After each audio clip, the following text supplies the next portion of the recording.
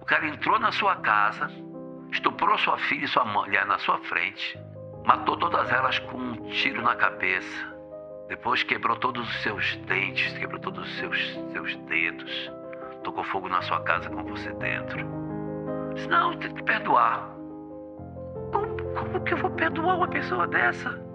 Então, para grandes ódios, essa solução talvez não resolva. Então a solução para cá, o que chama reencarnação. Agora, no dia 13 de maio, dia da libertação dos escravos, foi a libertação também de Divaldo, voltando para o mundo espiritual. Agradecer por todo o legado que ele nos deixou, grandes contribuições em várias áreas do movimento, e dizer da nossa profunda gratidão por tudo aquilo que ele deixou conosco. E aproveitando o gancho aí, tem alguma história, algum momento marcante, assim, o que o Divaldo representa, assim, pessoalmente para você? Olha, eu sou de um período do movimento espírita que oradores espíritas eram muito poucos.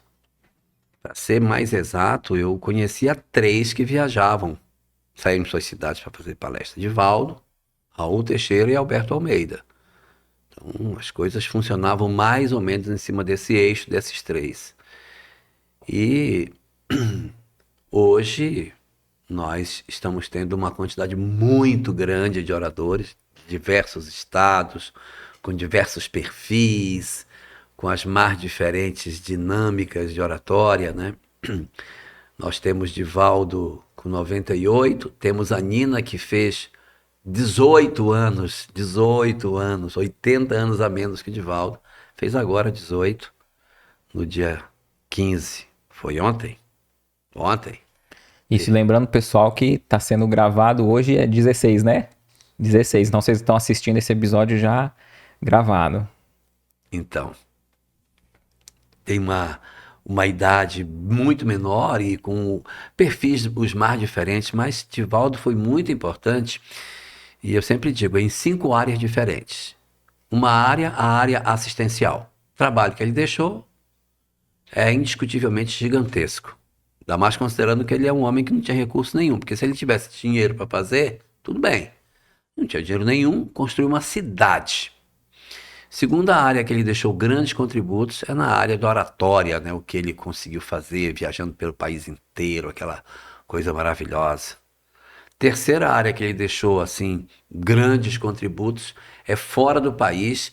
Ele está por trás de praticamente todos os núcleos internacionais de espiritismo que a gente tem. É impressionante. Você chega num país, não, Divaldo foi quem veio aqui e nos estimulou para fundar. Ele é um verdadeiro Paulo de Tarso do espiritismo, porque Paulo chegava nas cidades, criava grupos pequenos, e esses grupos pequenos depois se tornaram grandes esteios em termos de igrejas. E Divaldo foi um fomentador que acreditou nos grupos pequenos, e hoje o movimento se prolifera na África, na Europa, na Oceania, na Ásia, na América do Norte, América do Sul. E ele está fundamentalmente por trás desses grupos todos. Essa seria uma outra área que ele deixou, né? Uma terceira área.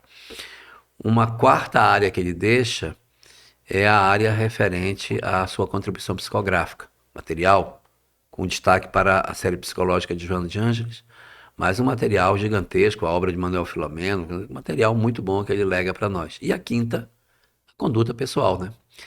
O exemplo de conduta, como que ele agia em determinadas situações, a perseverança, o silêncio, o esforço e as múltiplas oportunidades que ele teve bem aproveitadas de transformação moral. Você conhece Divaldo quando jovem, você conhece Divaldo quando já mais velho, você vê o quanto que ele foi verdadeiramente trabalhando a sua personalidade para ser diferente no final.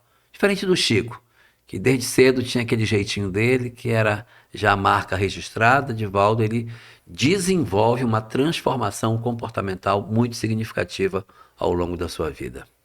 E é interessante que os números deles, isoladamente em cada área dessa, já é incrível, né? Em cada área. E aí você pegar uma pessoa que fez tudo isso... Ele é 5 em 1.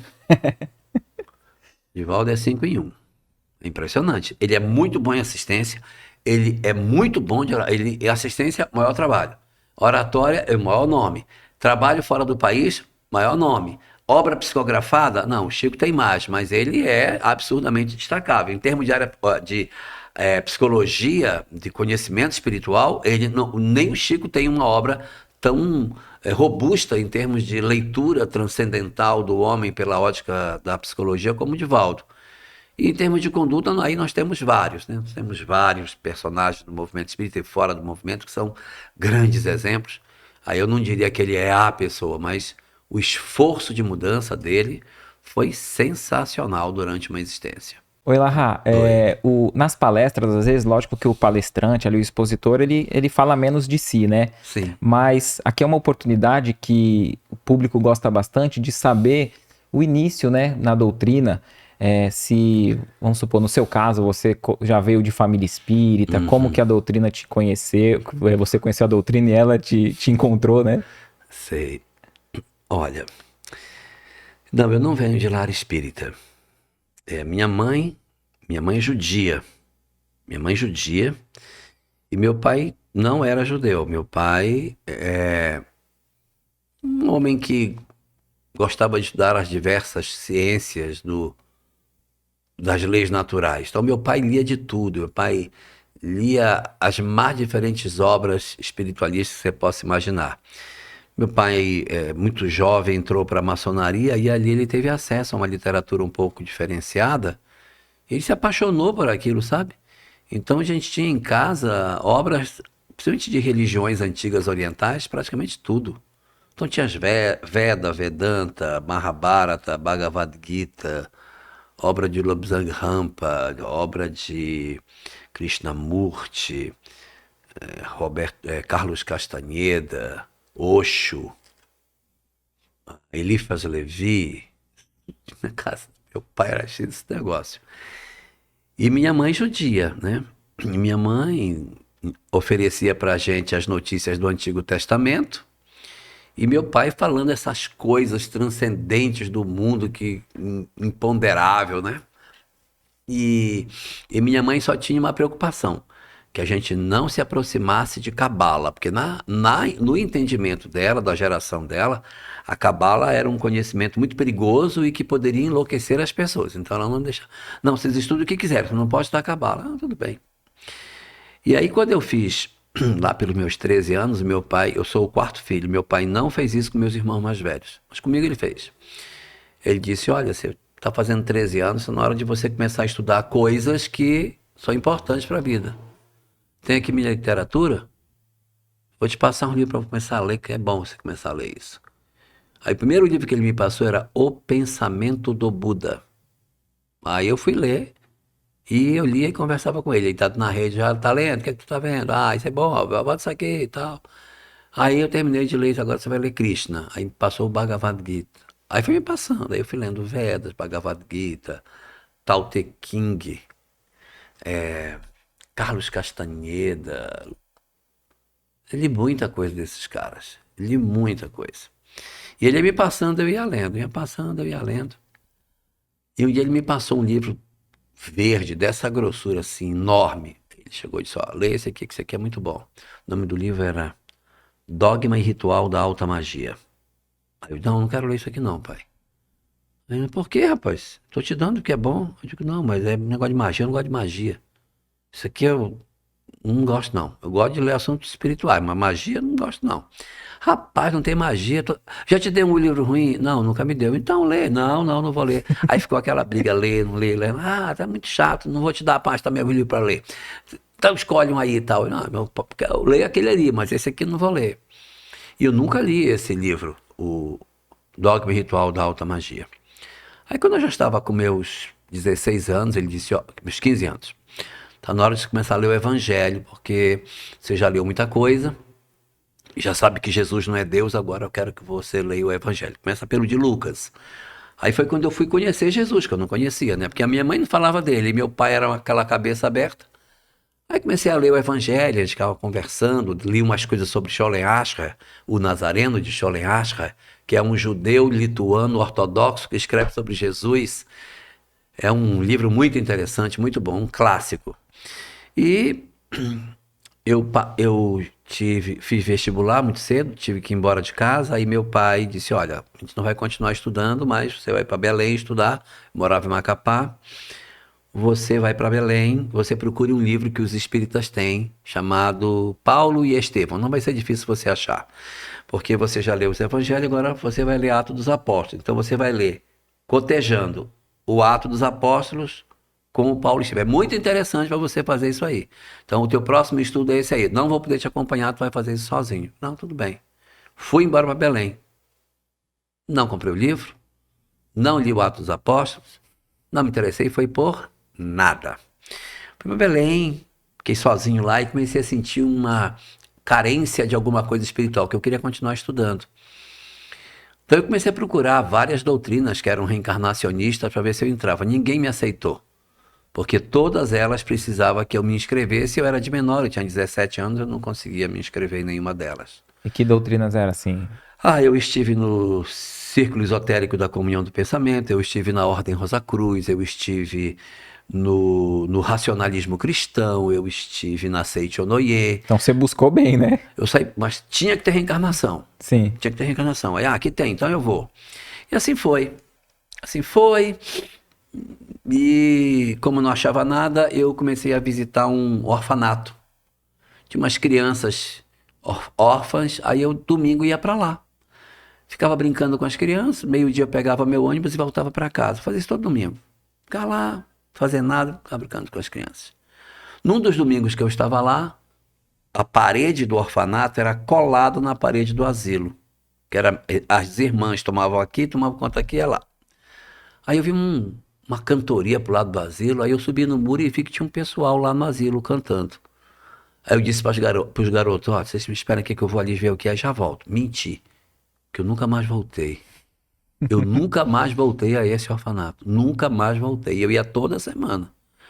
Aí eu saí de lá, entrei no asilo, fui seguindo o rumo da música, fui bater lá atrás. Tinha uma roda grande, jovens, e por dentro da roda, um monte de cadeira com os velhinhos sentados. Eu entendi que os jovens estavam cantando para os velhinhos. Eles estavam com um livreto cheio de música, músicas antigas e tal. E quando eu cheguei, eles estavam cantando uma música do Roberto Carlos, A Montanha. Aí eu fui me aproximando, né? E o rapaz lendo ali e tal. Aí eu fui querer ler com ele, ele dividiu comigo o papel. Cara, aquilo me emocionou de um jeito. Porque eu nunca imaginei que eu fosse chegar num grupo desconhecido e a pessoa fosse dividir comigo um papel. Nossa, aquilo para mim foi tão significativo. Uma coisa simples, mas foi... Nossa, até eu lembrar agora, até me emociono. Aí dividiu comigo aquele papel. E aí nós ficamos ali cantando, aí quando acabou eu perguntei, vocês são o quê? Nós somos uma juventude espírita.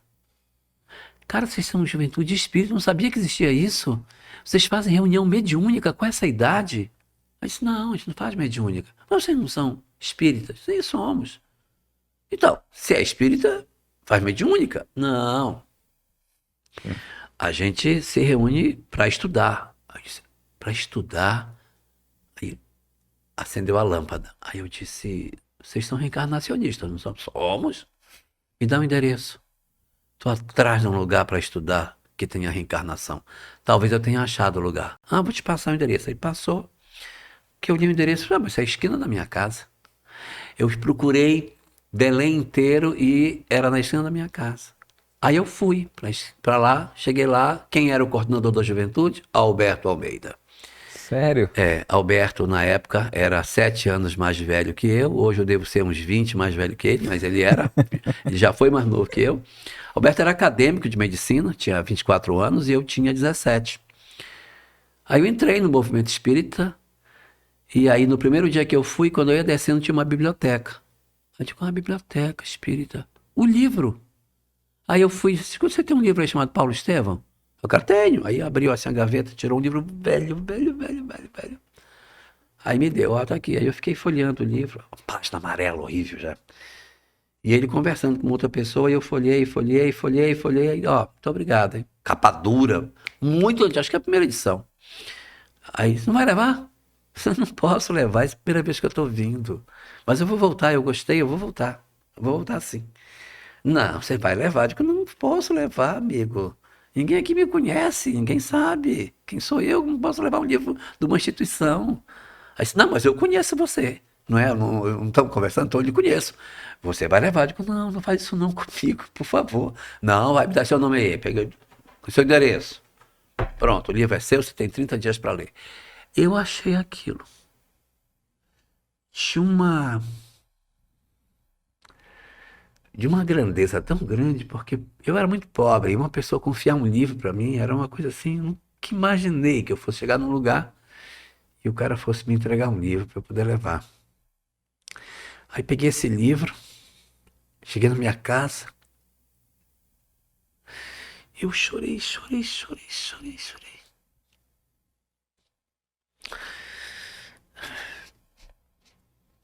Aí, disse pra mim assim, eu acho que eu encontrei meu lugar. Aí eu voltei. Voltei na semana seguinte, ingressei na juventude, nunca mais saí. Então assim, o cara que me deu esse livro, nem sabe o que ele fez. Ele chegou em casa e nem lembra do que ele fez. É uma besteira. Hoje eu sei que se aparecesse uma pessoa no centro espírita, eu daria um livro, sem nenhum problema. Até doava o livro, nem emprestava. Mas para quem não tem, é muito importante. Então assim, eu eu sou fruto desse acolhimento. Essa coisa besta, um livro velho caindo aos pedaços. Que foi assim, não digo que foi determinante, mas foi muito importante para que eu voltasse, para que eu me sentisse acolhido, para que eu me sentisse pertencente. E aí eu comecei a participar e me interessar em trabalhar pelo movimento espírita. Na semana seguinte eu estava engajado no trabalho. A segunda vez que eu fui eu já pedi serviço. Digo, não, eu quero trabalhar. Eu vi que tem sacerdote aqui, eu já queria limpar o centro, eu queria varrer. Não, não, não. Você vai trabalhar na assistência. Aí me botaram na assistência. E eu me tornei espírita, quando eu tinha mais ou menos os meus 40 anos. Eu estava na casa dos meus pais e eu vi o livro do Eliphas Levi na prateleira. Aí eu disse pro meu pai, agora eu tenho coragem de ler o livro que o senhor me ofereceu quando eu era adolescente. Ele não lembrava da história. O senhor me ofereceu, mas eu não quis. Não estou lembrado não, mas o senhor me ofereceu, eu sei, porque foi comigo. Não estou lembrado não, mas é muito bom. Eu sei, agora eu quero ler. Que agora eu tenho maturidade para ler esse negócio de magia. Não, tu vai gostar. O que era o livro? O livro era Cabala. Se eu tivesse lido esse livro que eu não quis ler, eu teria descoberto a Cabala, que a minha mãe não deixava eu ler. Se eu tivesse descoberto a Cabala e os conceitos que a Cabala tem e o quão próximo do Espiritismo eles são, quando eu tivesse ido para Belém, eu procuraria a sinagoga, que eu não fui. E se eu tivesse ido na sinagoga, pelo interesse que eu tinha com Cabala, eu teria me tornado um judeu religioso. Estudaria judaísmo, estaria até hoje dentro do judaísmo, nunca teria conhecido o Espiritismo. A decisão de ler ou não ler um livro foi a bússola que me levou numa direção. Se eu tivesse decidido pela outra, certamente a minha história de vida seria totalmente diferente. Uma coisa que não tem a menor importância. Um livro, ler, não ler, determinou toda a história da minha vida. E você acha que é importante o espírita também ler Velho Testamento? Ai, vamos lá. Olha, conhecer tudo é importante. Conhecer tudo é muito importante. No livro O Espírito e o Tempo, de Herculano Pires, página 103 e página 104, existem duas citações de Herculano Pires que tocam nesse assunto que você está colocando. Na primeira citação, da página 103, que está no capítulo 2º da segunda parte, tem a segunda parte, segundo capítulo, da página 103. Ali Herculano Pires diz o seguinte: Kardec nunca fez um estudo completo do Evangelho. E muitos espíritas gostariam que ele tivesse feito. Aí diz o Herculano, mas foi bom que ele não tivesse feito. Porque o objetivo da doutrina espírita não é a discussão de todos os versículos, mas retirar a sabedoria que os evangelhos possuem. Retirar a sabedoria e não a integralidade do texto. E na página 104 ele volta a discutir essa questão, dizendo que, na verdade, o Espiritismo ele respeita os livros religiosos, mas não se subordina a eles. Não se subordina, mas ele vai dizer, olha, isso aqui é interessante.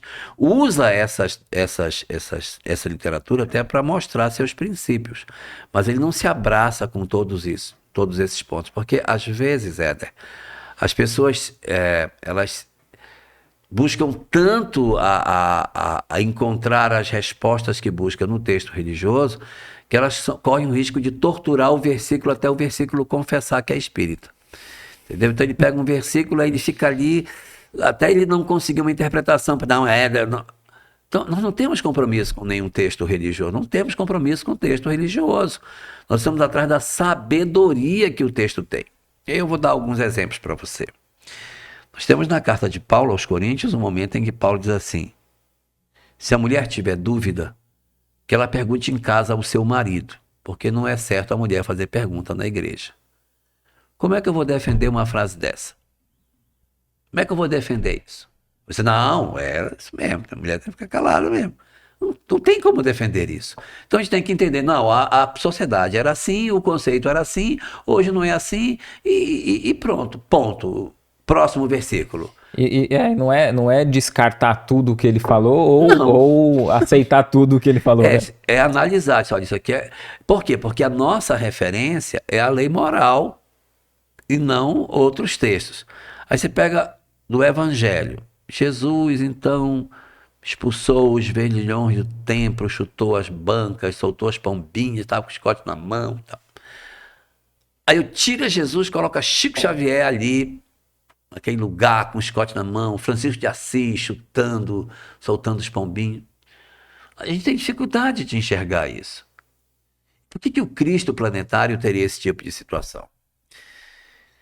Então é bastante razoável que de repente o fenômeno tenha até acontecido e que ele tenha até dito, mas muito provavelmente quem chutou as bancas foi a galera que estava com ele. É isso mesmo! E quem vê, foi ele que chutou. Mas é lógico que uma turba que já está inflamada, com raiva dos sacerdotes, chuta mesmo, solta os pombinhos, vira a mesa dos cambistas e faz acontecer. No final de tudo, vão perguntar quem foi o responsável por isso? Quem é o responsável? É claro que é ele. É lógico que é ele. Você tem que dizer que foi ele o culpado. Porque foi ele que, se ele não tivesse falado, ninguém tinha virado. Aí na hora que o cara escreve, o cara diz, ele chutou. Mas é muito, muito, muito razoável que o povo que o circundava tenha feito isso. E assim, a gente não pode se perder nessas leituras exaustivas de conteúdos, como, por exemplo, algumas vezes que o pessoal é capaz de passar uma reunião inteira discutindo se Paulo de Tarso caiu de um camelo ou se caiu de um cavalo. Não vai resolver nada da minha vida isso. Então eu tenho duas bússolas para estudo de textos evangélicos. Bússola número 1. Só vale a pena estudar textos religiosos, seja a Bíblia, a Gita, o Corão Sagrado, qualquer coisa, se for para buscar a sabedoria que tem. Buscar o aspecto moral. Esse é o primeiro. Segundo, se não tiver conexão com um princípio doutrinário, não adianta trazer. Estudar de maneira que coubesse na escola pública, na maçonaria, no Lions, no Rotary, no grupo escoteiro, não me serve também. Só vai me servir se eu fizer como Allan Kardec faz no livro O Evangelho segundo o Espiritismo. Eu desafio você a achar um capítulo aqui em que ele discutiu um versículo e não trouxe um princípio doutrinário para o capítulo. A bem da verdade, o nome desse livro não deveria ser O Evangelho segundo o Espiritismo. Não deveria ser. Deveria ser O Espiritismo segundo o Evangelho. Porque ele parte do mote, é dizer, eu preciso de um versículo para falar sobre lei de causa e efeito. Onde é que eu vou achar isso? Ah, tá aqui. Então é esse aqui que eu vou usar.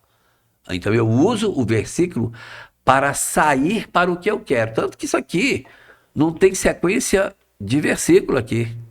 Se fosse o estudo do Evangelho, ele teria pego e destrinchado versículo a versículo. Faria um estudo exaustivo, analisando cada um. Não é isso que ele faz. Ele sai do princípio espiritual para o texto. Ele acomoda o texto pela conveniência do princípio doutrinário. Eu vou deixar mais claro o que eu estou dizendo. Os 6 primeiros capítulos são só princípios doutrinários. O primeiro capítulo é Deus, o segundo é a imortalidade da alma, o terceiro é a evolução, a muito na casa do meu pai, o quarto é a reencarnação, o quinto, bem-aventurados aflitos, é lei de causa e efeito, e o sexto é o Cristo Consolador. Esse aqui são capítulos para formar a base doutrinária dentro dos evangelhos. Aí do capítulo 7 até o capítulo 15 é eu diante do outro. São capítulos eu diante do outro. Capítulo 16 até o capítulo 19 é eu diante de mim mesmo. E depois do capítulo 20 até o final é eu diante da lei de Deus. É onde entra os trabalhadores, os trabalhadores de última hora. Isso já é eu e Deus. Então é eu e o próximo, eu e mim mesmo. No 16 é não poder servir a Deus e a mamão. O 17 é o ser de perfeitos. O 18, não colocais a candeia debaixo do alqueire. E o 19 é a questão da fé. Então é tudo uma ligação. Não tem mais o outro, é só eu diante de mim mesmo.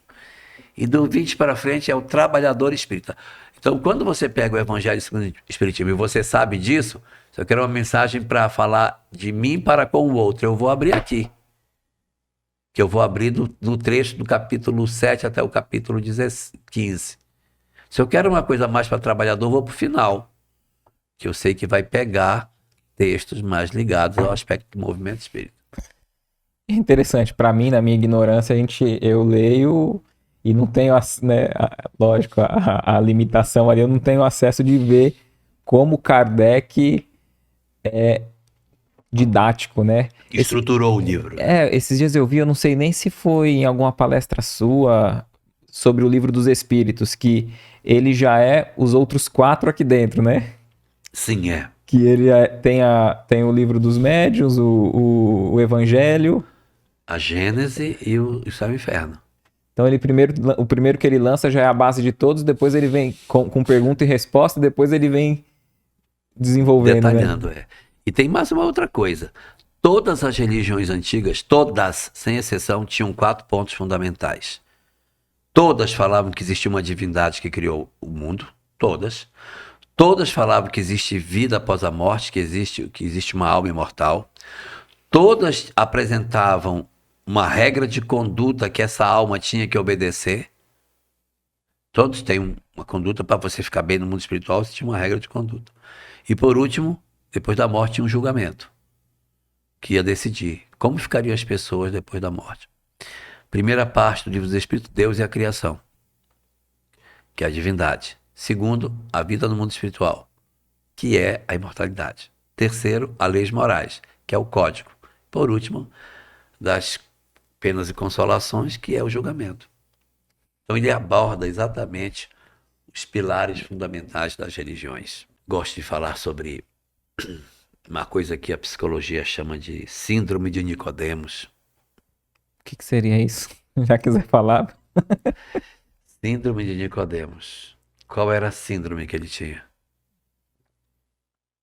Sabia tudo, mas não compreendia nada. Aí a gente tem conhecimento espírita, e mesmo tendo o conhecimento espírita espetacular, temos soberba do conhecimento. Humilhamos os que não sabem, queremos ridicularizar as pessoas, achamos que somos mais cultos ou melhores por causa disso. Segunda coisa que a gente costuma fazer, como a gente acha que a gente sabe mais, a gente não só acha que é superior aos outros, como também tem apego a cargos, a postos, não quer deixar a presidência, quer sentar numa cadeira achando que isso é poder, se apresenta com as pessoas dizendo, olha, eu sou fulano de tal, trabalho aqui há 40 anos, como se tempo fosse alguma coisa. Não significa nada. Tempo não significa nada. Terceira coisa que a gente também tem, uma vaidade de ser bom. vaidade de fazer o bem, mostrar para as pessoas que faz. E ter aquela sensação de que o trabalho é a obrigação. Eu tenho que fazer a minha obrigação, porque se eu não fizer, Deus vai me castigar, os espíritos vão me perseguir. Uma quarta característica, achamos que família é um estorvo na nossa vida. E que eu me ilumino quando eu me afasto da família. Uma quinta característica, o pieguismo. Nós somos piegas demais. Eu sou um coitadinho, uma mosquinha. Chico fazia isso, mas Chico era tão verdadeiro no que fazia que não tinha falsidade. As pessoas são falsas, porque elas dizem, eu não sou ninguém, mas no fundo ela não acha que ela não é ninguém. Então não cola, cabe na boca do Chico, porque ele verdadeiramente achava que ele não era nada. Eu uma vez tive a oportunidade de visitar um museu do Chico e vi um relógio lá. Tava lá o relojão de metal. E o cara que deu mandou abrir assim, gravar no metal. Álvaro. Não. Não me lembro como é que foi. Ele colocou um adjetivo lá. Ao do que tem Emmanuel, querido Emmanuel. Não, querido não. Ao venerável Emmanuel, alguma coisa desse tipo. E ao querido médium Chico Xavier. Então ele deu o relógio para os dois. Para o Emmanuel e Chico. Querido médium Chico Xavier. Eu vi esse relógio exposto. Pois ele pegou a chapa e pegou o negócio e raspou o querido. Porque ele não era digno de ser chamado de querido, porque ele não era querido. Ele raspou. Mas ele fazia isso porque ele realmente achava que ele não era. Agora, se for com falsidade, não faz sentido. Então, dentro desse pieguismo, tanto tem esse aspecto aí, como tem um aspecto de que a pessoa não tem mais defeito. Quando eu conheço o espiritismo, eu jogo um pó de pirim-pim-pim na pessoa e ela, pronto, ela não tem mais defeito, e ela não tem mais imperfeição moral, mas ela tem obsessor, mas ela não tem mais defeito. Então, assim, eu ia até vinha, mas o meu obsessor não deixou. Eu até ia fazer isso, mas o meu obsessor... Sempre é obsessor. Eu não tenho mais culpa de nada, sabe? Então, esse também é um problema da síndrome de Nicodemos. Sexto problema, a pessoa fica impiedosa. Você não vai chorar pelo seu filho, né? Você sabe que seu filho está vivo. Engole essa lágrima. Não pode chorar, não pode sentir pena, não sinta a pena dele não, se a lei de causa e efeito agindo. Então aonde está? Se for para ser assim, é melhor não ser. É melhor não ser. Porque se for para eu ficar frio e não sentir saudade, não sentir tristeza por alguém que partiu, tem uma coisa errada. Se Jesus chorou quando Lázaro estava no sepulcro, por que eu não vou chorar por um parente? Eu não posso me desesperar, perder as esperanças, blasfemar, mas eu sentir saudade, eu tenho direito de sentir saudade. Mas tem uma leva de companheiros que, pelo conhecimento espiritual que tem, querem impedir a pessoa de sentir tristeza, de sentir dor. E como último dessas características, falei 7. Acho que eu falei 7. A soberba, gosto pelos postos de mando, a ostensividade na caridade, a leitura de família como sendo um estorvo, o pieguismo, a crueldade e, por último, a transformação intelectual. Só isso. Eu entendi assim, agora eu sei assim. Pronto. Naquilo que você falou, cadê a transformação moral? Não, eu sei que tem vida após a morte, mas isso não muda nada. Síndrome de Nicodemos. Sei tudo, mas ao mesmo tempo não faço nada do que sei. Pega o Livro dos Espíritos, questão 982. 982. Tem? Aqui, ó. Aí você pode ler a pergunta e a resposta, sem pena. 982. É necessário fazer profissão de fé no Espiritismo e crer nas manifestações para assegurar nossa sorte na vida futura? Eu preciso ser espírita para estar bem no mundo espiritual? Não. Não leia. Se assim fosse, todos que não creem ou não puderam esclarecer-se seriam deserdados, o que é um absurdo. É o bem... Ok. Então, se não é o espiritismo que garante a nossa felicidade na vida futura, o que é que garante a felicidade na vida futura, já que não é o espiritismo? É o que então? Leia. É o bem que assegura a sorte no futuro. Ora, o bem é sempre o bem, qualquer que seja a via pela qual se conduz. O ateu bondoso, humanitário, vai ficar bem no mundo espiritual. Porque ele faz o bem. Ah, mas ele não sabe nada de vida após a morte. Mas tem tantos amigos, tem tantos intercessores, que mesmo que ele não saiba, ele não é mau, ele é bom. Então ele é acolhido pelos amigos. Não sabe nada do que está acontecendo. Mas ele não tem ódio, não tem inimigo, não tem perseguidores. Mas eu posso ter um espírita que passou a vida inteira perseguindo, eu não vou deixar fulano, ele entrou, depois eu vou destruir, eu vou deletar os arquivos, eu vou atrapalhar para que não faça. Tem todo o conhecimento espiritual, mas vai ficar mal. É o bem que assegura boa sorte na vida futura. Se você acha que com esse atavismo ali no inconsciente, nós trazemos aspectos também para o espiritismo, porque vamos supor, a nossa religiosidade antes espírita era muito assim, de hierarquias. Sim. Esse aí tá na temperatura ambiente, Faz mal. tá bom? Faz mal. E você acha que a gente acaba trazendo para o espiritismo de forma inconsciente também aspectos do catolicismo, talvez que a gente vivenciou no passado? Claro, se você pegar o Evangelho segundo o Espiritismo, tem muita coisa que os médiuns do século XIX tinham de conceitos que eram católicos. Quantas mensagens são assinadas por Santo Agostinho? Ele não é santo, o nome dele é Agostinho de Hipona. Mas a gente chama Santo Agostinho. Um monte aí. Um monte. Quantas expressões que são tipicamente expressões católicas a gente tem dentro do Evangelho? Não é que a doutrina seja assim, mas é porque o médium traz os seus ranços, das suas características, né? Mas muitas vezes, porque Deus castigará, né? Aí, Deus vai castigar? Pega aí o Livro dos Espíritos, pergunta 1009. Penúltimo parágrafo. A resposta é longa pra caramba.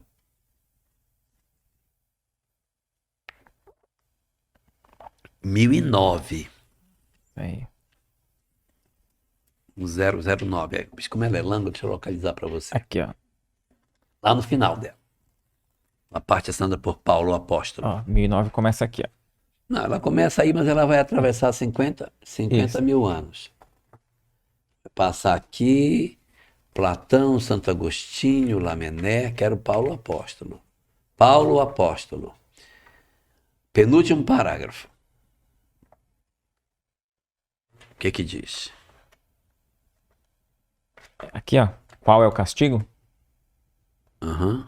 Então, essa tradução está dizendo qual é o castigo. Nas traduções outras, está dito... Isso aqui é quem? Isso aqui é do Ide. Vou pegar aqui, que aqui talvez seja mais próprio daquilo que eu vou... O parágrafo que eu vi é o certo mesmo, né? É, esse mesmo. Aqui, ó. Leia. Ah, tá. Já tá virado pra mim aqui, ó. Que é o castigo? O que é o castigo? Porque Deus castigará aqueles. Mas Deus vai castigar, vai descer com um chicote. Por que fala que Deus vai castigar? Então leia o que é castigo. Ó, que é o castigo? O que é o castigo? A consequência natural derivada desse falso movimento, uma soma de dores necessária para o desgostar de sua disformidade. Pronto.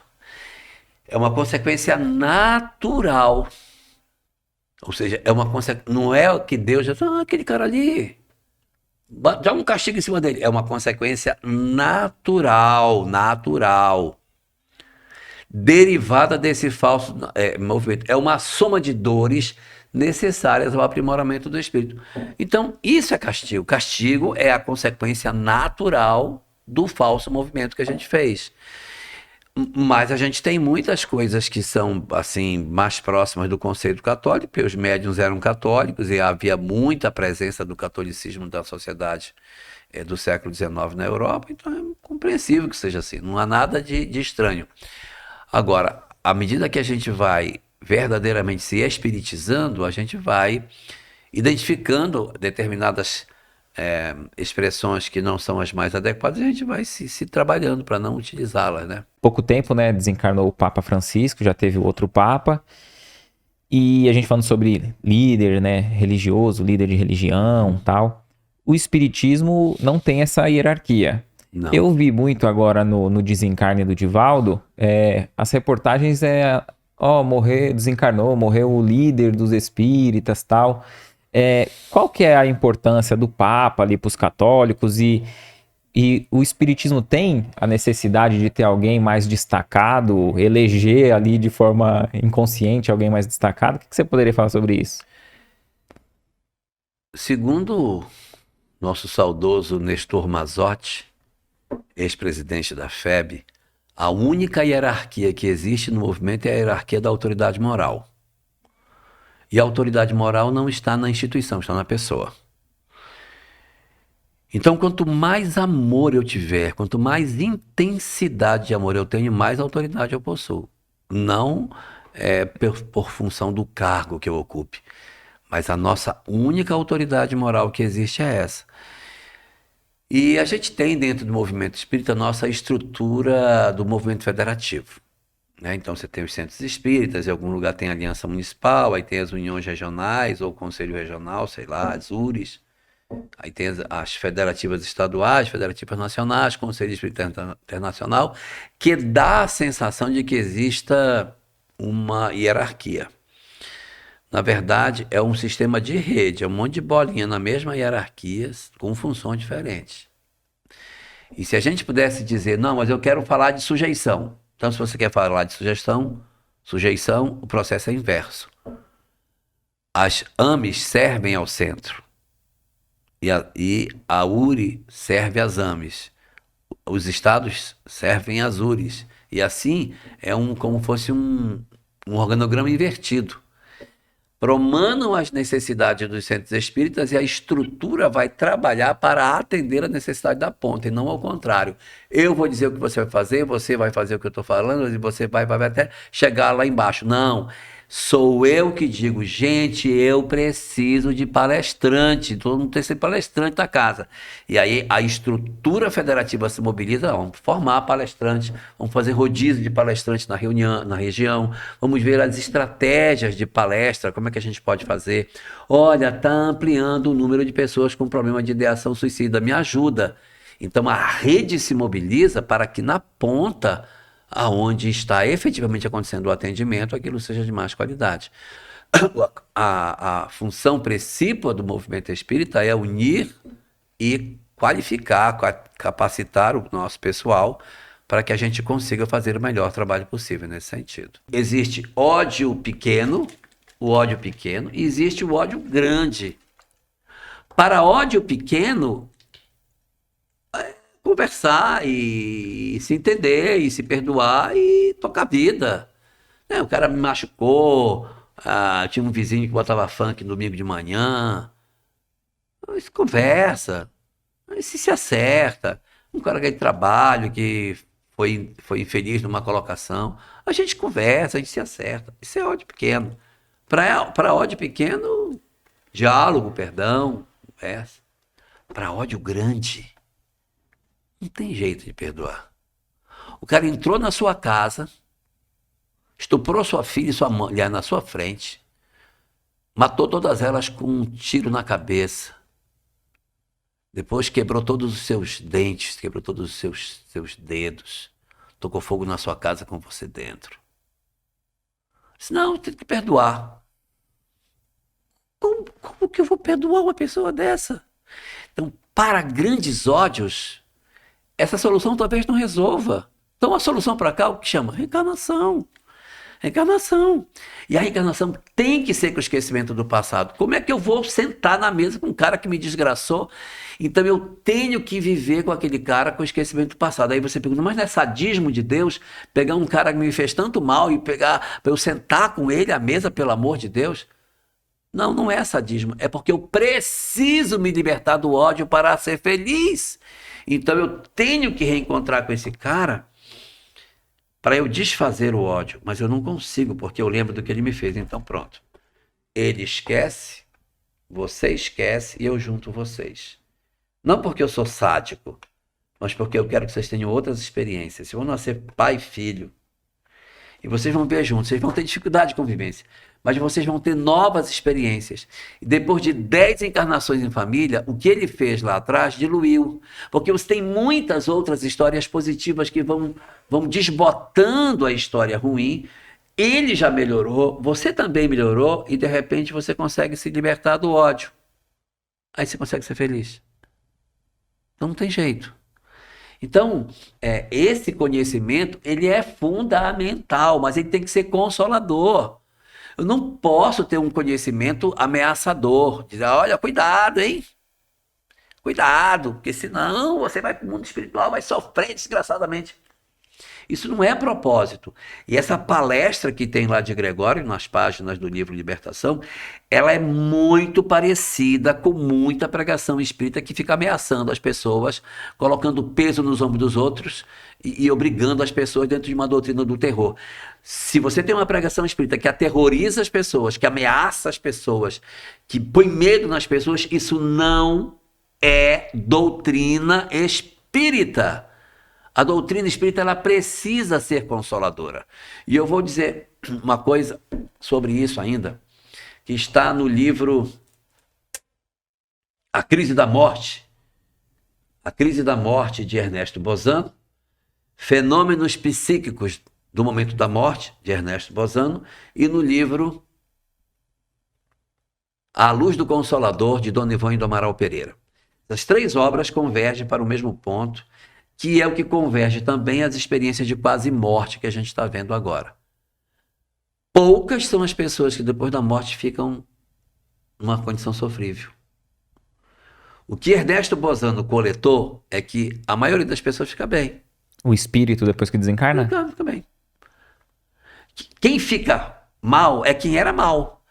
Mas os espíritas não têm isso. Eles dizem assim, não, tu vai desencarnar, você vai sofrer. Nem tem que passar no umbral 2 minutos, você tem que passar. Gente, de onde eles tiraram isso? Que umbral é ritual de passagem? Você acha que não é por causa do... Desculpa te cortar teu raciocínio. De que o pessoal vê lá o André Luiz e fala, pô, o André Luiz nem foi tão mal. E ficou no umbral. E ficou no umbral, então eu não sou tão bom quanto ele, então... Vou pro umbral. É. Pois é, aí você pega no centro espírita e procura saber quais foram os espíritas que desencarnaram e que deram comunicação do umbral. Já viu algum? Nenhum. Dá comunicação de onde? Do hospital, um local de refazimento. Tá lá se refazendo. Encontrou os amigos. Alguns realmente podem ir para um local ruim, mas só se o cara for uma pessoa muito torta, porque o esperado é que a pessoa seja vai fraquinho, né? E aí vai se adaptando devagarinho, aí um tempo começa a trabalhar e aí vai ingressando. Se eu tiver uma pessoa que durante a vida, mesmo sendo espírita, ela não fez nada de mudança, é possível, né? Mas sem querer jogar confete naquilo que o movimento espírita faz. Mas, cara, a gente faz muita coisa, sabe? E abre mão do domingo, abre mão do sábado, faz coisa pelo próximo, ajuda. A gente reclama, vai briga e tal, mas a gente faz muita coisa boa. Não é possível que a gente ainda venha enfrentar um processo de sofrimento com tudo que se faz. E esse livro, esses 3 livros, mais as experiências de quase morte, vem confirmar isso. Que os espíritos, quando desencarnam, eles não desencarnam assim. Então, o que é que a Dona Ivone Pereira diz? O homem mediano desencarna medianamente bem. Você tem uma mãe, ela foi mãe, ela cuidou dos filhos, mas ela não teve uma vida espiritualmente, mas ela cumpriu a obrigação dela. Então ela foi um espírito de condições medianas. Vai desencarnar em condições medianas, mas então, vai bem. Aí ela diz, agora o abnegado desencarna bem.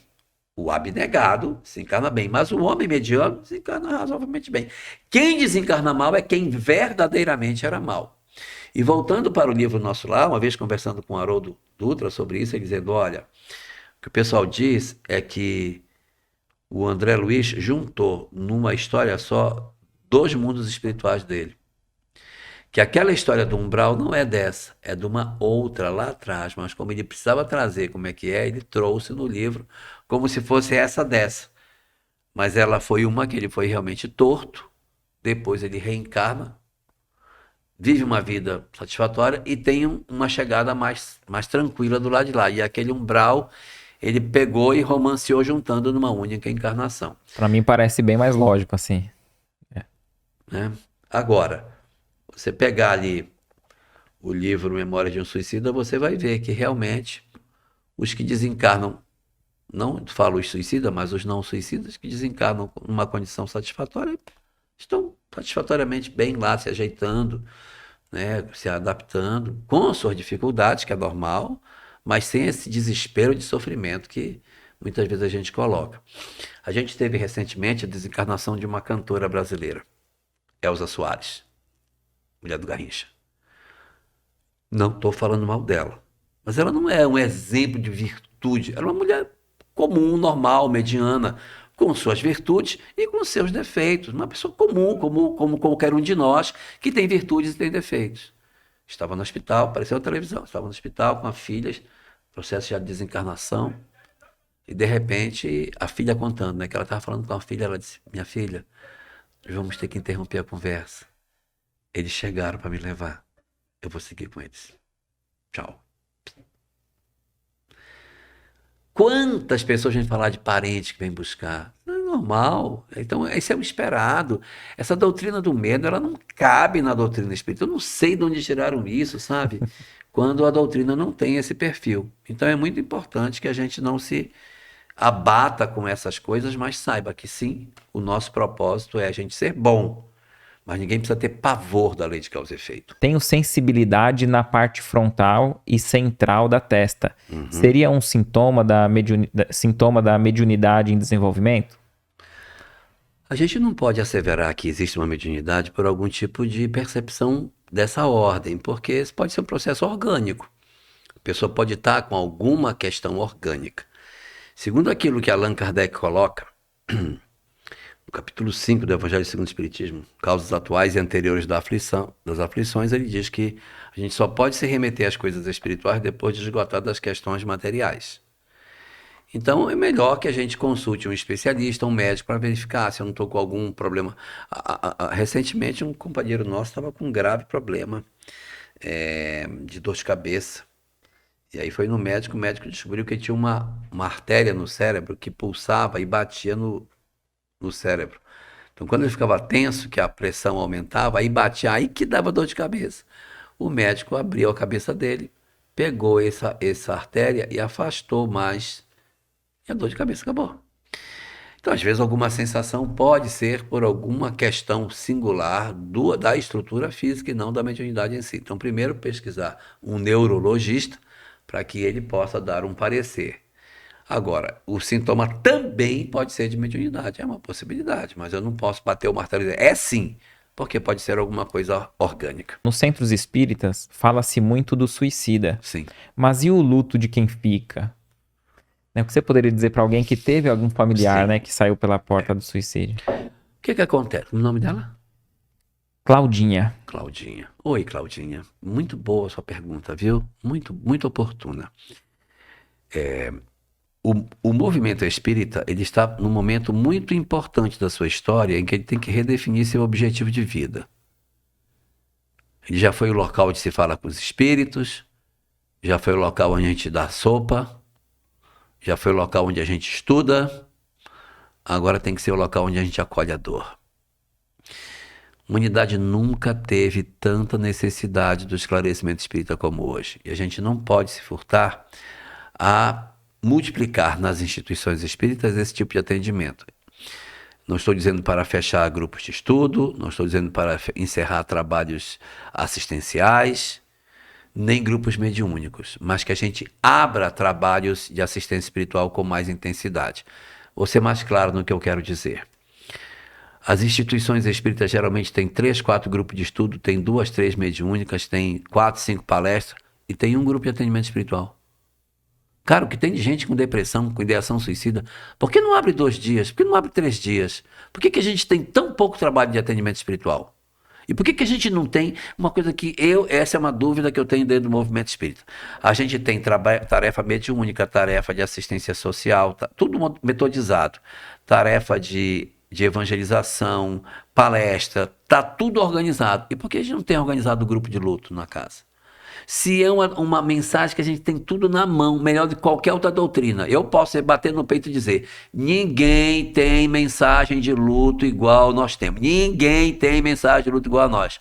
Aí alguém vai dizer, não, mas imortalidade da alma todo mundo fala. Tá, então me traz carta consoladora deles. O único que tem carta consoladora somos nós. E por que a gente não usa isso? Por que não monta grupos de luto para conversar com as pessoas, mostrar uma carta, debater? E esse tipo de atividade, Claudinha, ele vai ter que passar por uma remodelação no seguinte sentido. Nós vamos descobrir, o movimento espírita precisa descobrir que a maneira mais eficaz de lidar com pessoas com ideação suicida, depressão, ansiedade, síndrome do pânico, conflito familiar, drogadição, luto e outras dores, que a melhor estratégia não é tarefa de salão, é roda de conversa. Você bota as pessoas em roda, joga uma mensagem pequenininha só para provocar e depois fica conversando. Aí um fala uma coisa, aí você fala, ai, tô uma saudade do meu filho essa semana, quase que eu enlouqueci. Alguém quer falar do que passou, como foi que fez? Aí a outra mãe conta o que fez. Então um vai curando o outro, as pessoas vão se curando. E aí, Claudinha, uma coisa fundamental para essa nova fase do movimento espírita. Como é que eu curo pessoas que estão cheias de dor? No trabalho assistencial. Ele está cheio de dor, leva ele para distribuir agasalho, para distribuir pão, para ver o que é uma criança com carência. E nesse primeiro momento, nessa roda de conversa, nem traz doutrina, ou traz? Pouquinho. Você pega uma carta consoladora, lê, aí diz, alguém quer comentar isso? Não é o estudo espírita em si, não é para trazer... Não, alguém quer... 5 minutos de conteúdo espírita, 5 minutos. Quem quer comentar? Aí a pessoa diz, por exemplo, uma texto sobre depressão. Quem quer comentar? Isso aí eu passei essa semana muito ruim, gente. Por quê? O que aconteceu? Então isso aqui. Aí você deixa alguém quer falar algum comentário, aí vai comentando. Isso faz sentido, não sei o quê. Aí você ouve um, ouve o outro. Vou dar só um exemplo.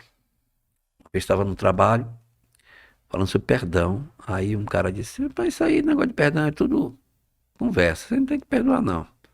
Tem que matar mesmo. Aí começou a defender que tinha que matar, que isso era o que era o correto.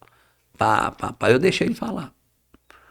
Ele terminou de falar tudo, dizer que tinha que matar o cara que fez, igual ele fez, que ele matou. Isso aí eu matei. Eu matei. O cara fez, eu e meu irmão pegamos o cara, vamos pro mato. Ele cavou a cova dele, nós matamos e tal. Aí terminou, aí eu disse, vocês ouviram o que ele falou? Ele tá certo, gente. Ele tá certo. Todas as vezes que a gente não sabe que tem vida após a morte, essa é a solução para dar. Porque mata e acabou o problema. Mas o que a gente tem de informação? A gente tem informação que a vida continua. Aí eu peguei os conceitos espíritos. Então, embora isso pudesse ser uma solução, ela deixa de ser por conta da vida após a morte. Quando eu era menino pequeno, eu tinha um coordenador de juventude, além do Alberto, que era o Jorge. Ele tinha uma estratégia ótima quando as coisas ficavam polêmicas. Ele dizia assim, eu já pensei assim como você. Aí pronto, quebrava o cara no meio, né? Eu já pensei assim, sabia? Aí fazia empatia e depois ele puxava o cara por onde ele estava. Perfeito. Já pensei assim.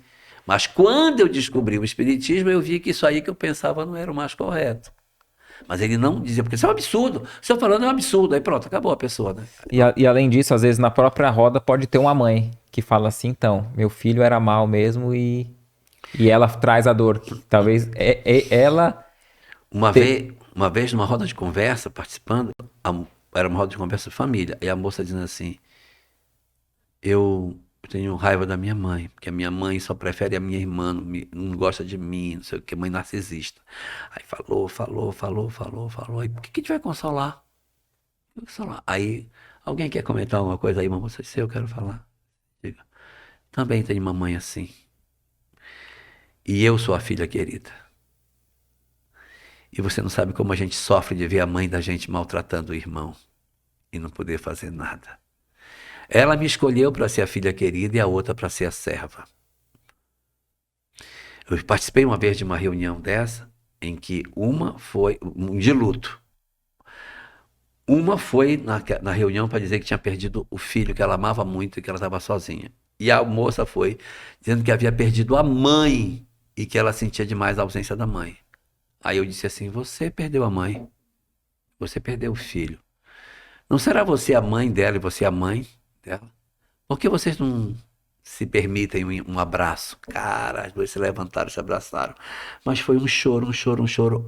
A mãe abraçava a filha, a moça, e dizia, minha filha. E a filha abraçava a mãe, minha mãe. E ali, nesse momento, espiritualmente, tudo acontece, né? Então, é extremamente terapêutico. Mas tem que levar esse pessoal para o trabalho assistencial. Imagina uma mãe que está com luto e que está com o quarto todo trancado, cheio de coisas, e que você não vai dizer para ela, você vai ter que doar. Ela tem que fazer isso espontaneamente. Leva para o trabalho assistencial, ela vê as crianças de chinelinho, aí ela diz, eu vou trazer 2 chinelas amanhã, na próxima. Aí ela traz 2 chinelas. Aí ela traz mais uma camisa. Aí ela vai descobrindo a felicidade de dar. E aí ela começa a fazer aquilo e a emoção que tem, porque tudo participa espiritualmente quando você faz isso. Claro que ela não vai doar tudo do filho, ela tem o direito de escolher o que vai doar e o que vai ficar, mas ela fazer o processo de desprendimento, ela se liberta do mausoléu e ela experimenta umas descargas de ocitocina maravilhosas para a libertação da depressão. Então é absurdamente terapêutico. Durante muito tempo, o trabalho assistencial correu para cá e o trabalho espiritual correu para ali.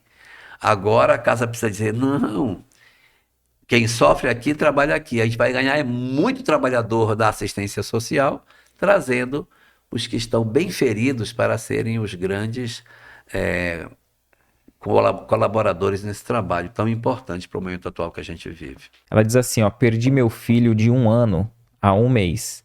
Ele caiu na piscina e eu e mais 11 pessoas estávamos do lado. A culpa está nos consumindo por dentro. Como tentar entender essa tragédia? Na desencarnação dos filhos, existe um fenômeno muito comum, que é os pais se punirem pelo que aconteceu, mesmo que eles não tenham responsabilidades diretas com isso. Por exemplo, eu não deveria ter dado a chave do carro para ele naquela noite. Eu deveria ter desconfiado que o relacionamento com aquele rapaz não era um relacionamento bom.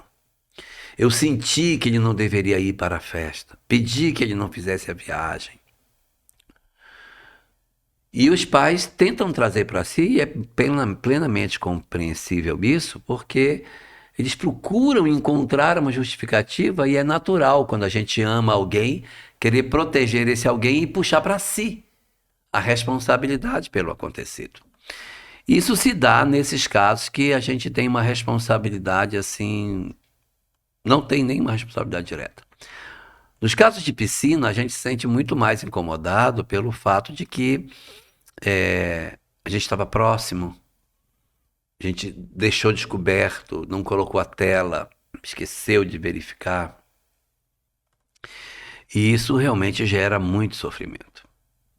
Então, o que a gente tem que enxergar nisso? Que, segundo a doutrina espírita, existem 2 tipos de ocorrência nas nossas vidas: as relevantes e as irrelevantes. O que é uma ocorrência irrelevante? É algo que daqui a 1 ano não estou lembrando. Então, eu, por exemplo, perdi meu sapato e não consegui encontrar meu sapato para ir para o meu trabalho, eu fui com uma sandália mesmo para o meu trabalho e pronto. Daqui a 1 ano, eu não tenho nem lembrança se isso aconteceu. Então, não é relevante. Não deixou sequelas, mas se de repente aquele sapato eu não achei por conta de não ter ido com ele, eu estava assistindo até outro dia um filme dessa natureza, que na época do nazismo, aí o pai diz para a menina assim, você quando sair, vá sempre de bota para a escola. Mas pai, porque eles estavam empreendendo fuga, se fosse preciso fugir, era mais fácil para ela fugir na neve de bota. Ela, não, eu vou com meu sapatinho mesmo. Ela não obedece pai. E naquele dia houve uma ocupação militar da escola e ela não conseguiu fugir na neve. Por conta do sapato, que ela não conseguia andar, porque os pés congelaram. No final dá tudo certo, mas é um problema. Então, quando eu tenho uma ocorrência que ela é relevante, eu tenho que entender que se ela é relevante para a existência, não correu por conta do meu livre-arbítrio, mas em cima de uma necessidade que se tinha e que aquela situação que a gente viveu foi simplesmente um aproveitamento para que algo pudesse acontecer. Se não fosse pela minha via, seria pela via de outro. Se não fosse a piscina, poderia ser uma convulsão de uma febre, poderia ser um acidente de trânsito, que a criança ficaria com sequela e depois desencarnaria. Mas se a criança vai a óbito, ela tem uma dificuldade, a mãe tem uma dificuldade muito grande de lidar com isso, né?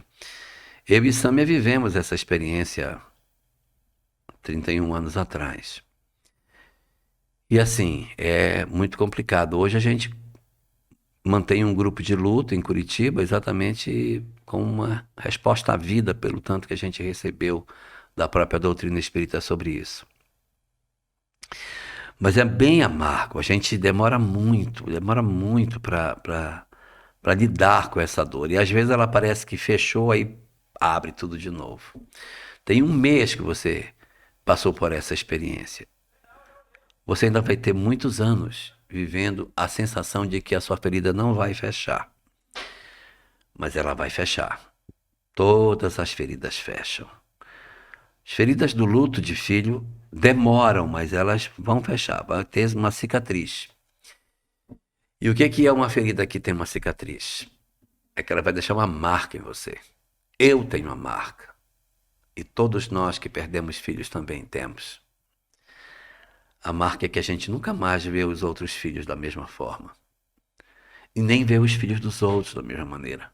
Porque a gente sabe que é possível que eles vão.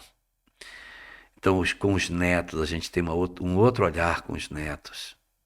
Tem um outro olhar com os sobrinhos, com o filho dos outros, com todas as crianças. Você olha e você sempre remete no seu.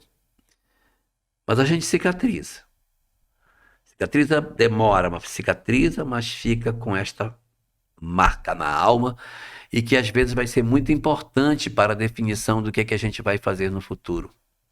Muitas das coisas que a gente faz no movimento espírita é pela crença de que a gente pode consolar alguém com a mensagem que o espiritismo nos oferece.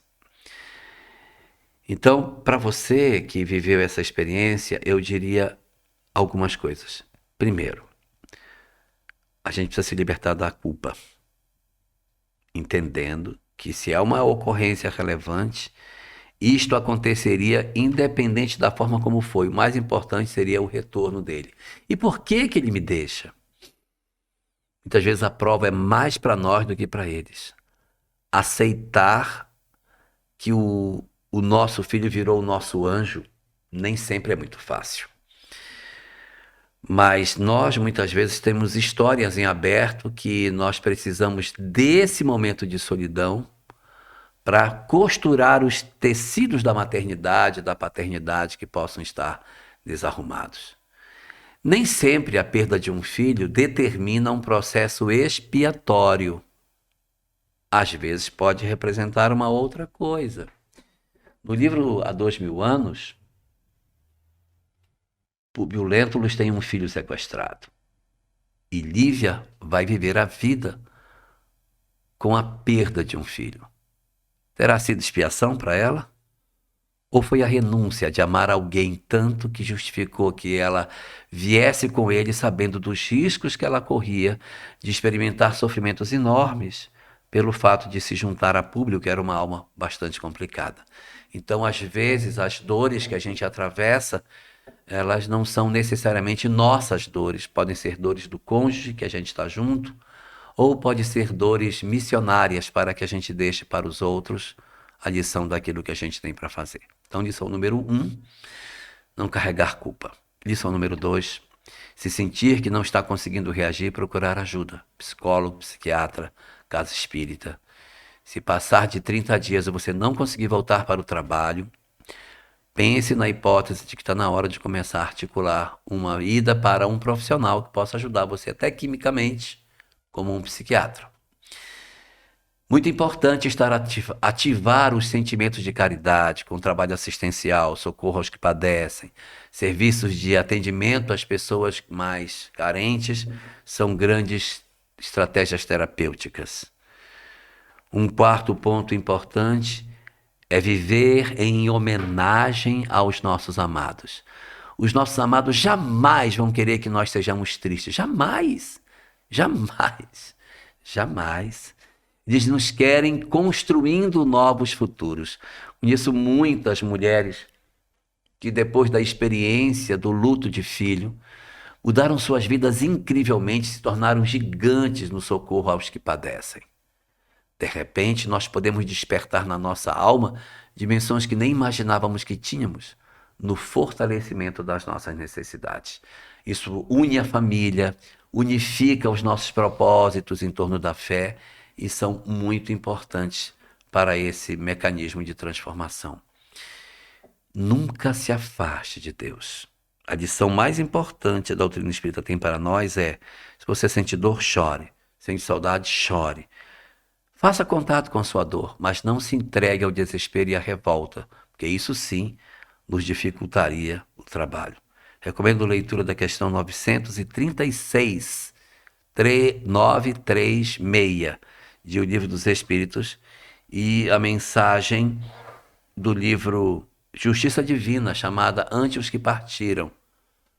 Agora o livro está com numeração de página, e eu não vou saber a página, mas se não me engano agora está com numeração de capítulo, eu acho que é o capítulo 37, eu não tenho certeza, mas chama assim, Ante os que Partiram, do livro Religião dos Espíritos. Cadê a 936? Tá aí? Pode ler para nós. Como as dores inconsoláveis dos que ficam na terra afetam os espíritos que partiram. Como é que as dores dos que ficam afetam os que foram?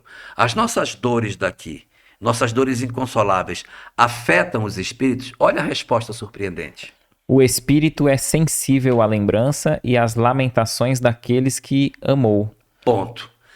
Eles são sensíveis, não quer dizer que eles não gostem, eles são sensíveis às lembranças e à saudade que eles... Ou seja, ecoa neles, então ter saudade, lembrar deles, envolve-os nessa atmosfera. Isso é positivo, ter saudade, lembrar, tê-los presentes é bom. Agora olha a sequência. Mas uma dor incessante e desarrazoada o afeta penosamente. Agora é diferente. Agora vai afetar penosamente. Quando nós entramos na revolta, na inaceitação, na blasfêmia, no ódio a Deus, na inconformação, na rejeição absoluta de retomar as nossas vidas, você tem o direito de deprimir, mas tem o dever de procurar terapia. Não é justo que você, por ter direito de deprimir, desista dos horizontes que você tem, do marido, da sua relação com seus pais, que precisarão de você mais à frente, e dos outros filhos, caso você tenha, que também precisam de mãe, e que você não pode, em função de uma história, desistir das demais. Agora você tem o direito de deprimir, tem o direito, mas precisa dar a si mesma a condição de força para se reerguer e reconstruir seu caminho. Termina. Porque ele vê nesse excesso uma falta de fé no futuro e de confiança em Deus. Olha só, se você se desespera, o espírito que poderia se aproximar se entristece e sofre, porque vê o nosso desespero os desequilibra. A nossa saudade não, mas o desespero sim. E olha o que pode acontecer. Por conseguinte, um obstáculo ao progresso, e talvez ao próprio reencontro com os que deixou. Desesperar-se pode dificultar o reencontro das almas. Então a gente tem que manter o equilíbrio para que a gente não perca as nossas referências espirituais daquilo que a gente precisa fazer. As minhas palavras finais vão para as mães.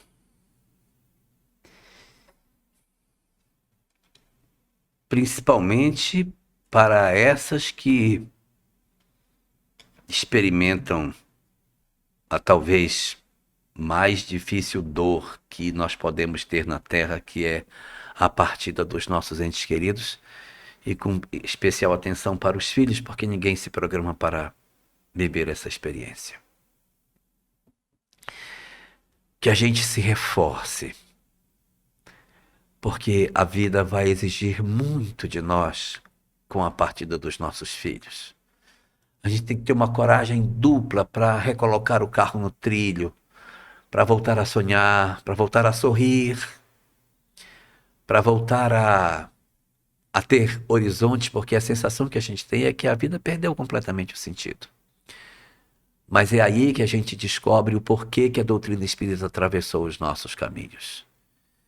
É para que nós, de posse de todos esses saberes, encontremos nessas palavras consoladoras que o Espiritismo tem, não um esclarecimento simplesmente para os nossos cérebros, mas uma força descomunal que vem de dentro das nossas almas, pela compreensão de que a vida continua.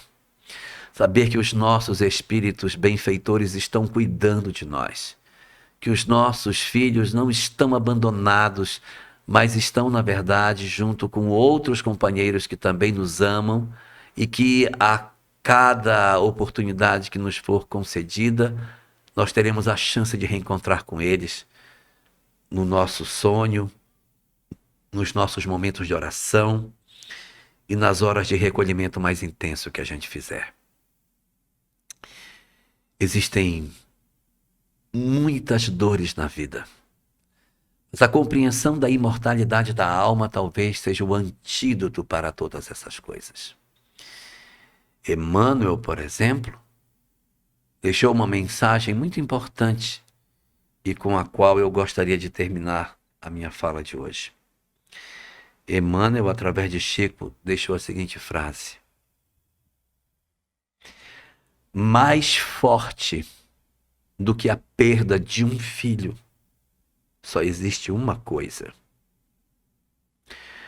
Mais forte do que a perda de um filho, só existe uma coisa: saber que ele continua vivo. Saber que nossos filhos vivem, que estão próximos de nós, que participam das nossas alegrias, das nossas vitórias, das nossas tristezas, e que nos aguardam quando chegar o momento do nosso retorno ao mundo espiritual, é uma das verdades mais consoladoras que a gente poderia ter. E é esse o grande contributo que a doutrina espírita tem para dar para nós. A possibilidade de nos dizer que a vida continua e que os nossos filhos, na verdade, nunca deixaram de ser nossos filhos e que certamente voltarão para o nosso colo em novas oportunidades em que nós, muito mais felizes, voltaremos a nos reunir, evidentemente, para continuar essa grande história de amor que é viver na companhia daqueles que nós amamos. Muito obrigado, Helder. E um bom dia, uma boa tarde, uma boa noite para todos nós. Que Deus nos abençoe.